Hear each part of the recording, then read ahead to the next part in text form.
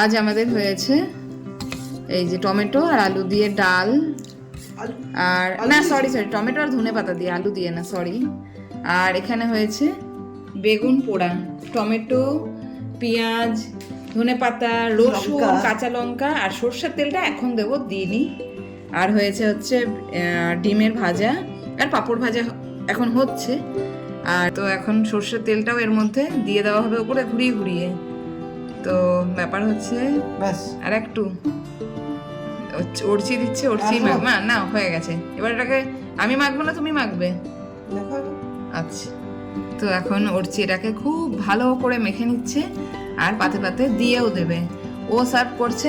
তো ব্যাপার হচ্ছে অরচি, তোমার এই রেসিপিটা কেমন লাগছে? ভালো।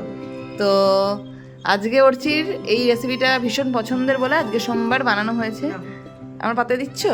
চলো, এই এখন আমাকে অরচি না এখন দিও না আর এতটা, তুমি নিয়ে নাও, তুমি নিয়ে নাও, তোমার পাতে নাও। আর পালাক পনির কালকে রাতের আছে, কিন্তু এখন কেউ খাবে না, এখন অরচি এটাই খাবে নাকি মামা? পাঁপড় ভাজা আসুক, আমরা খেয়ে নিই। আর আপনাদের কি কি হলো অবশ্যই জানাবেন যেন।